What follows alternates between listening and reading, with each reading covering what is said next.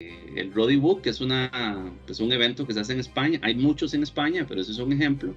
Y en Costa Rica, por primera vez, iniciando este año, es que el Off-Road Challenge utiliza Roadbook como su instrumento de navegación, ¿verdad? Los que hicimos ese primer Off-Road Challenge hace como un par de meses, vimos que pues tiene su magia, ¿no? A nivel de hacer el roadbook y a nivel de poder hacerlo, hacerlo como piloto, ¿ok? All right. Entonces, lo primero que hay que entender con un roadbook es cómo es que está diseñado, ¿ok? Lo que está ahorita en la pantalla es una viñeta. De hecho, estos son roadbooks que yo he hecho para diferentes recorridos y que algunos de ustedes me han acompañado en alguno que otro. En este caso, la primera columna, lo que nos va a marcar siempre es la distancia. Y está a la izquierda porque es la primera instrucción que el piloto tiene que entender. Es decir, hasta que el piloto llega a una distancia específica, es que tiene que tomar una decisión. No puede tomar una decisión antes de que llegue la etapa. Entonces, lo que está subrayado, lo que está en el círculo, perdón, es el recorrido total hasta ese punto. O sea, en este momento, por ejemplo, 35.44 kilómetros. Y aquí él tiene que tomar una decisión. La decisión la va a ver representada por lo que se llama el tulip, ¿okay? Que es una representación visual de la instrucción que se supone que el piloto tiene que seguir. Por ejemplo, en este caso específico, saliendo de ese puente, cuando se topa de frente una instalación eléctrica, parece eso, tiene que hacer una derecha, ¿okay? Y como nota pues interesante, esto se llama tulip porque el primer evento internacional en 1950 que utiliza un sistema de flechas es el Rally de Tulip o Tulipense allá en Europa. Y de ahí es que en adelante esta segunda columna se llama el Tulip, básicamente por referencia. La tercera columna es información. En este caso, de este ejemplo específico, le está diciendo al piloto que lo que tiene enfrente de esas instalaciones eléctricas es la planta hidroeléctrica de Cachí. ¿Por qué esto es importante? Porque el piloto puede asociar unos kilómetros antes de llegar a esto que lo que se va a topar es una estación eléctrica donde tiene que doblar a la derecha, ¿verdad? Y si de alguna manera pues logra entender esa forma en la distancia, pues puede manejar más rápido, ¿ok? También en la tercera columna, esto no siempre, vamos a ver, esto no es estándar que esté acá. Lo vemos en el de Dakar, que lo que es el rumbo, lo que está ahí en amarillo, ¿verdad? El ángulo que tiene que tomar el siguiente giro, normalmente lo ponen en el del centro, de nuevo, para darle al piloto en una fracción de segundo la información que necesita para que tome una decisión.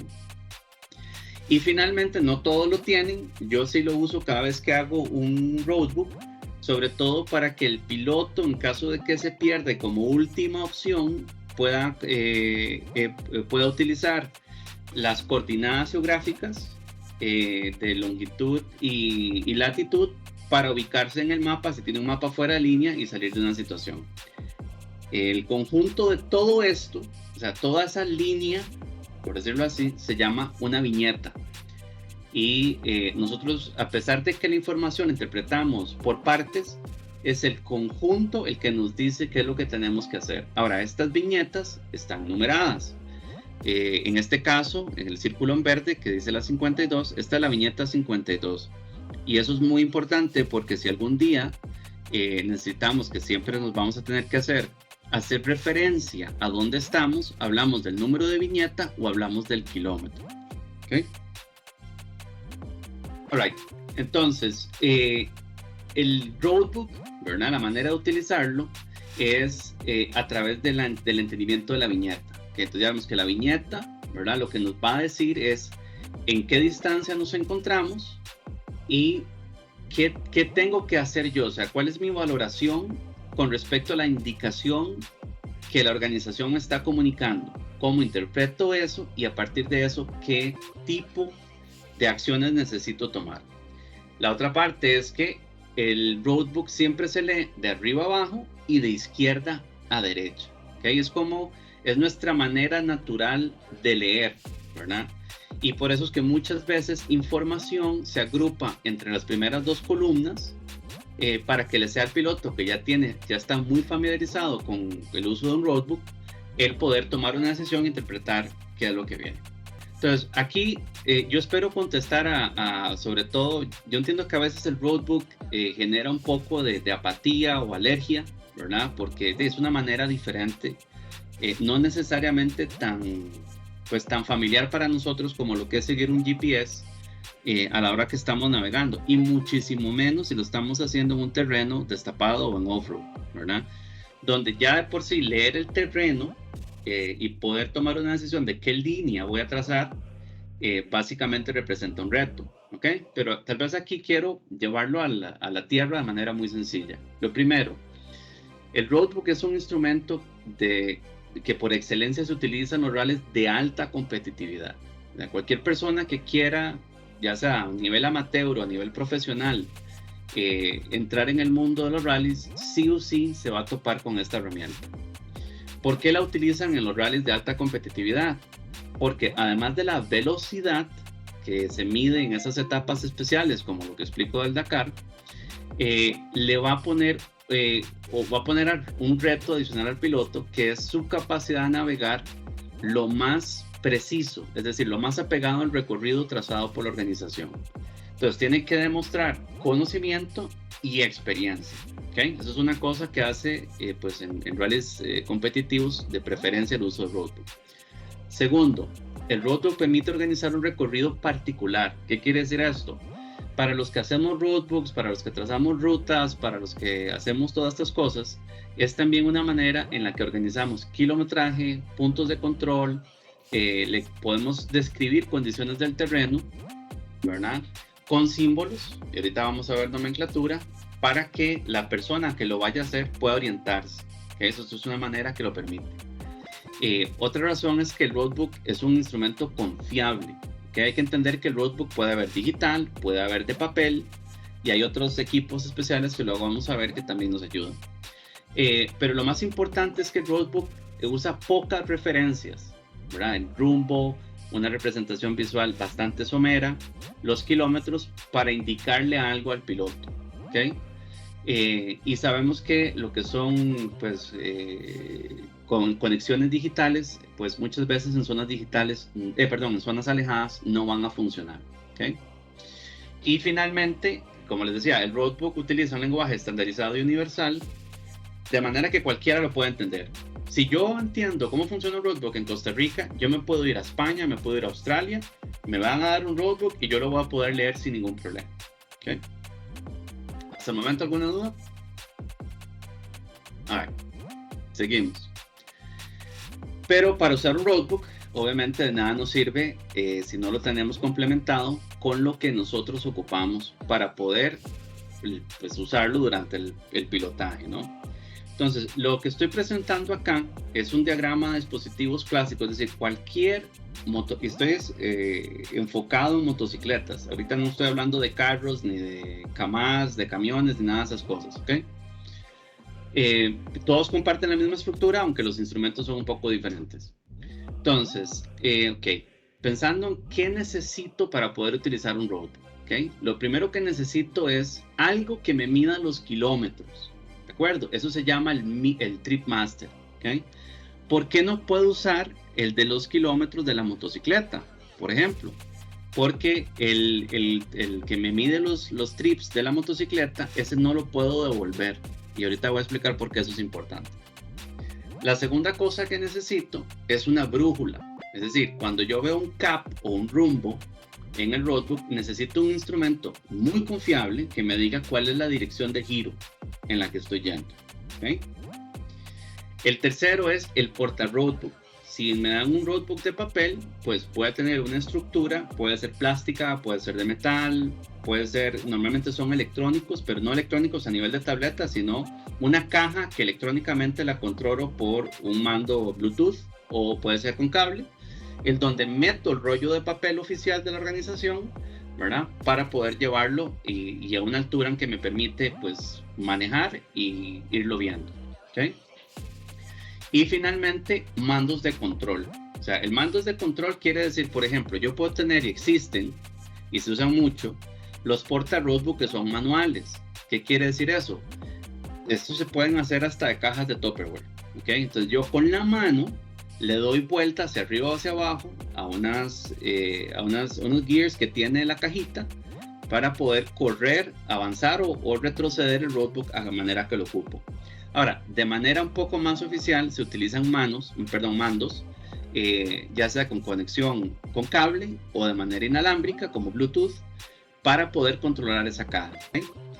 Ahora, pasándonos a un roadbook digital, ¿okay? Que la diferencia entre uno electrónico y uno digital es que el electrónico es la caja donde se pone el rollo de papel, pero lo controlo con botones de manera inalámbrica, con electricidad, y el roadbook digital ya es una aplicación, normalmente es una aplicación, en donde a través de una pantalla yo tengo toda la información. ¿Okay? Entonces, por ejemplo, esto es una foto de la tableta que yo utilizo montada en mi moto, ¿verdad? Donde la misma aplicación, y los que hicimos el Off-Road Challenge, ¿se acuerdan? Si usaron el Rally Navigator, ¿verdad? Está el Tripmaster a la izquierda arriba, está la brújula arriba a la derecha, el Porta Roadbook es propiamente la tableta, en realidad es el app, es el Porta Roadbook. Los mandos de control, bueno, ahí están los que yo utilizo, el que se ve arriba como redondito es de los más baratos, el que está abajo ya es... Okay. Entonces, ¿cómo se integran estas diferentes partes? ¿Okay? Y vamos aquí a tratar de manera muy sencilla de explicarlo. El Tripmaster es un instrumento que vimos que es el que nos lleva el registro de la distancia, sino que también a través de usos de mando podemos usar para ajustar o para arriba o para abajo el cuenta kilómetros. Eso se llama recalar. Ahorita voy a explicar ese término. La brújula, que es muy sencilla, ¿verdad? Que es la que nos dice en qué dirección tenemos que hacer un giro. Y traten de ubicarse que ustedes están, por ejemplo, en un desierto. Solo hay dunas, no hay horizonte, no hay referencia. Entonces, cuando llego a cierto punto necesito doblar. ¿Cómo hago eso? Si no tengo una brújula, algo que me diga el rumbo, pues no tengo cómo orientarme, ¿verdad? Ahí viene la necesidad. El Porta Roadbook, que es lo que les explicaba, es básicamente la caja o el hardware donde se va a presentar el roadbook propiamente, y los mandos de control, que es lo que usamos para eso. Ok, aquí quiero tal vez hacer énfasis en este punto de recalar porque no es un término muy común. ¿Ok? Y la manera de explicarlo es la siguiente. ¿Okay? Cuando yo estoy haciendo un recorrido, digamos que voy de mi casa a la pulpería, lo puedo hacer en una línea recta. Si lo hago en una línea recta, son 10 metros. Pero si yo voy igual, ese mismo recorrido de mi casa a la pulpería, que en línea recta son 10 metros, voy haciendo zigzag, esos 10 metros se me convierten en 30 metros. ¿Okay? Y los dos son completamente válidos para llegar al punto de destino. De ahí es que en la realidad, esto que se ve en la foto, de verdad, es los rombos amarillos que se ven ahí, es el trazado que está haciendo el piloto en una curva, por ejemplo. Aquí lo está haciendo por dentro, lo está haciendo más corto. Los diamantes o los rombos que se ven en la parte de afuera de azul fue lo que originalmente trazó la organización, y son 25 metros versus 15 metros. ¿Qué quiere decir eso? Que cuando yo llegue a una viñeta que me dice que son 35 kilómetros, yo puedo tener 35 más, menos 15 o 25 metros. Y si estamos hablando de que un roadbook tiene 100 viñetas, y a cada viñeta yo tengo un offset o un distanciamiento con respecto a la ruta original de 10 metros, 20 metros, cuando me doy cuenta me perdí 2 kilómetros.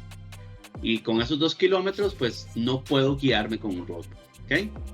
De ahí que es tan importante que cuando llega una viñeta que me dice que son 35 kilómetros, si yo tengo en mi cuenta, en el Tripmaster o cuenta kilómetros, 35.30, que son 35 kilómetros con 300 metros, yo recale a 35 kilómetros. Es decir, que pueda recalar a lo que la organización me dice es mi distancia en ese punto.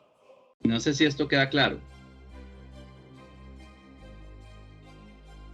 ¿Ok? Vemos un poco entonces. Entonces, así como el término de recalar es clave para entender y ubicarnos con respecto a navegar en un roadbook, el otro tema es ok, pero ¿cuándo yo necesito moverme a una viñeta en específico? Es decir, yo voy caminando con el roadbook, salí desde mi viñeta 1, ¿verdad? Que es la que me dice mi punto de inicio. A los 5 kilómetros me encuentro mi viñeta 2. A los 7 kilómetros mi viñeta 3. Pero resulta que algo pasó entre la viñeta 2 y 3 y me metí en una derecha que no me tenía que meter. Entonces, ahora necesito devolverme y necesito llevar mi roadbook a la viñeta donde yo sé y tengo certeza que estoy bien.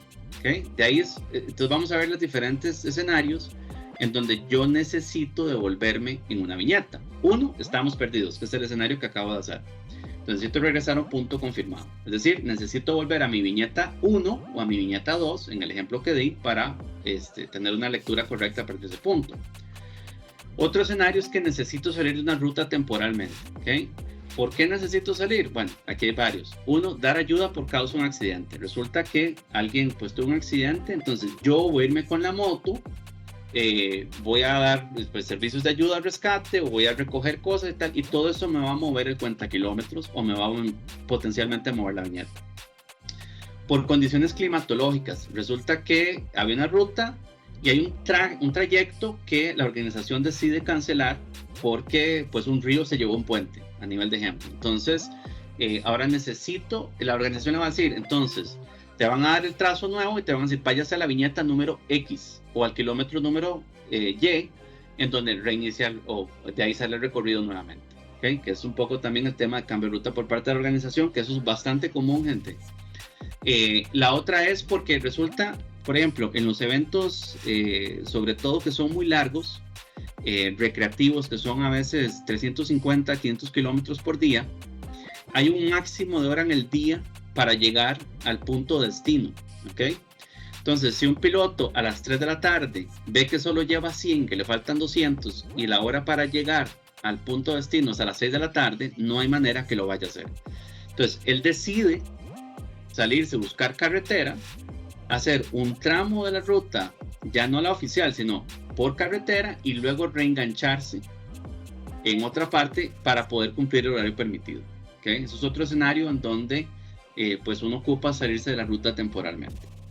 Y por supuesto, otro escenario en el cual hay que llevar la viñeta a un en específico es porque hay un desperfecto, ya sea porque es un desperfecto electrónico en el porta roadbooks o en el dispositivo que estemos llevando, ya sea por sobrecalentamiento, por falla mecánica, o simplemente me quedé sin batería y un problema eléctrico, y por lo cual pues algo no está funcionando bien. ¿Okay? ¿Preguntas hasta este punto? No. All right. El roadbook digital. Ok, tal vez aquí lo importante de este slide, ¿verdad? Es entender que no hay una única configuración, gente. O sea, y debería empezar con lo que uno tiene a mano, debería empezar con lo que uno, tal vez haciendo la mínima inversión posible para entender si es algo que a uno le va a gustar. A los que ya hacemos esto de manera más frecuente, pues ahora es realmente lo que más nos gusta para navegar, porque nos obliga, ¿verdad?, a desarrollar una habilidad, una destreza, mientras de por sí disfrutamos de lo que estamos haciendo con la motocicleta. Por otra parte, todo el roadbook digital, que es bastante más costo competitivo, es una manera sencilla de que más personas puedan ingresar y pues enganchen, ¿no?, de lo que es navegación con esto. Adicionalmente, asimismo, pues el evento más popular y conocido, que es el Dakar, ya lo está incluyendo dentro de sus posibilidades para los equipos y para los pilotos. Es decir, ya hay una aceptación del roadbook digital a nivel de eventos y yo qué es. Como les dije, o sea, el roadbook nace de una necesidad de querer comunicar con el piloto algo que una organización, bueno, en este caso una organización, traza como una ruta de inicio a final, ¿de acuerdo? El compendio actualizado a febrero de 2022, el más reciente, de qué vamos a usar en un roadbook, ¿okay? Y se compone de 9 categorías. Yo lo quiebro para tratar de explicarlo de manera muy sencilla. Entonces vamos a ir de izquierda a derecha, ¿okay? Lo primero tiene que ver con información sobre tracks, es decir, de la ruta, Entonces, cuando yo veo, por ejemplo, la primera que dice Tarmac Road, eso quiere decir calle de asfalto. Entonces, si yo veo que mi flecha tiene ese tronco como un poco más grueso con 2 líneas, eso significa que la organización me está diciendo que en ese punto hay asfalto. La que sigue, que es el track, es mi track, o sea, mi ruta, la que tengo que seguir. También hay abreviaciones que se utilizan que tienen que ver con la ruta, y por eso están en esa categoría de rumbo, lo que le dicen, si es promedio, si es el que tiene que ir, o si es calculado. De nuevo, o sea, cuando hay un terreno donde no hay referencias claras, se puede calcular un rumbo, pero es muy difícil de mantenerlo perfecto todo el tiempo, porque, por ejemplo, a la hora de pasar dunas, las dunas nunca se pasan en línea recta, hay que rodearlas, hay como que surfearlas, digámoslo. Entonces, de esa manera, los rumbos van cambiando. Entonces, puede ver que sea promedio o que sea calculado. Y son diferentes consideraciones. En la parte de los waypoints, aquí es donde se vuelve bastante más complicado. No voy a entrar mucho. Si alguien tiene dudas de waypoints, con mucho gusto yo se las aclaro de cómo funcionan todos y cada uno de ellos, igual de las nomenclaturas. Pero los waypoints son una de las cosas más complicadas para los pilotos en rallies que creamos roadbooks. Dibujamos en el roadbook, básicamente.